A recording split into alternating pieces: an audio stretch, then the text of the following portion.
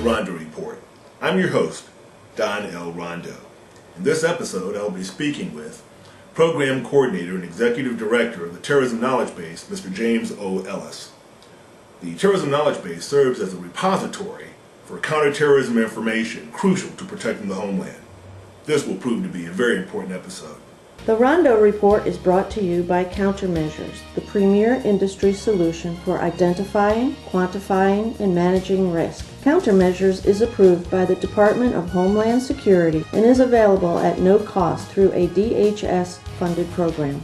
This show is also brought to you by Vector Command, designers of cutting-edge training and operations technology used by emergency managers and incident commanders worldwide. In a world of uncertainty, you need Vector Command.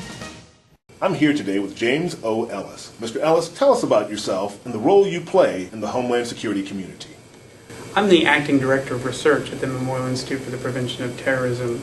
MIPT was created as a living memorial to the Oklahoma City bombing, and as such is a pre-9/11 organization.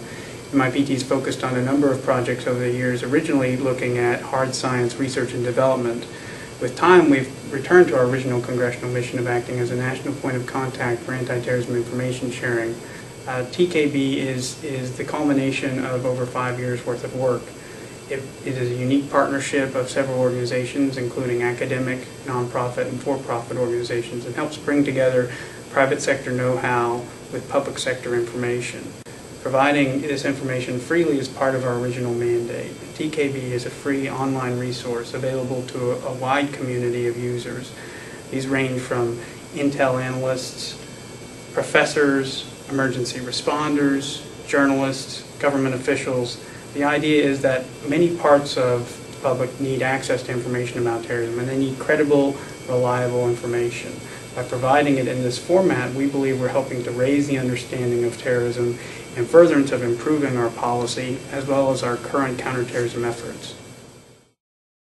What are the exact capabilities of the site? TKB provides a lot of information, a lot of different ways to slice and dice that information. For example, we incorporate a number of tools that allow you to create your own charts. There are also interactive tables.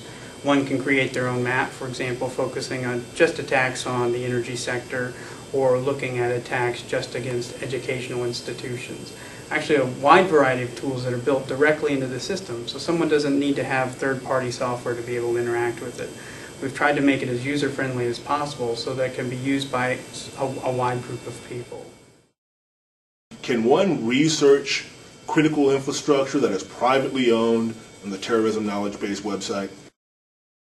TKB focuses on terrorist attacks and terrorist groups, and as such, one can go in and look at specific attacks against certain sectors. So, for example, looking at the airline industry, looking at utility targets, transportation, and others are accessible through the TKB. We primarily are trying to help folks conduct better research by being able to look at actual terrorist incidents over the past 3 decades. We feel that providing this information in this format makes it more usable and helps improve the level of analysis on this subject. Mr. Ellis, what is the value of this website when compared with daily news reports? TKB acts as a useful check on the threats that we frequently see pop up in news reporting. By having such a comprehensive set of data that looks back at terrorism over the past several decades, we can actually see what terrorists are doing instead of what they may be threatening at the moment. As such, this helps place the threat in context and helps us be more prudent in how we seek to address it. One of the areas we're seeking to improve the terrorism knowledge base is to add in advanced real-time news capabilities that will again help to enhance and put in context the various groups and their activities. What is the source of the data in the Terrorism Knowledge Base?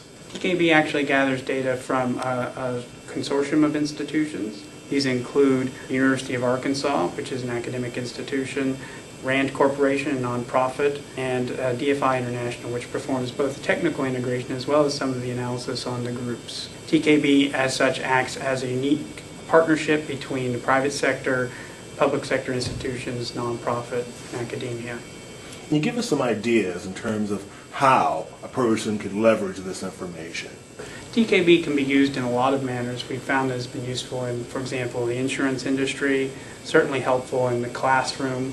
Law enforcement in particular may find this information useful because they can look at past incidents, particularly in terms of the trials of terrorists, to help look for pre-incident indicators and some of the conspiracies and ways to stop them. So we're providing a useful service for a very wide variety of communities. We've been speaking with Mr. James O. Ellis. Mr. Ellis, I'd like to thank you for your time today. Before you depart, is there anything else you'd like our viewers to know? I'd like to thank the Department of Homeland Security for providing us the funding to make this resource available to the public. We believe that providing credible information on terrorism is key to understanding the threat of terrorism and help putting it in context.